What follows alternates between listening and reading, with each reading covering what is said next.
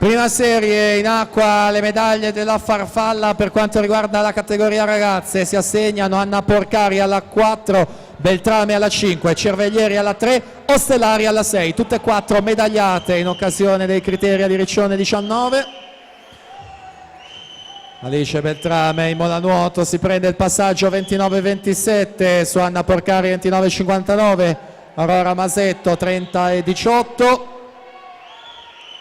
Abbiamo vista questa mattina Alice Beltrame sulla prova più breve dei 50 metri in gara sulla doppia distanza. In questo pomeriggio effettuata la ultima virata con Beltrame e Porcari affiancate al centro della vasca, con quest'ultima che sembrerebbe essere passata, e quindi Anna Porcari ha il tocco della piastra vincente 1:3:20 per aggiudicarsi i 100 farfalla. Alice Beltrame 1:3:53, Aurora Masetto 1:4:46.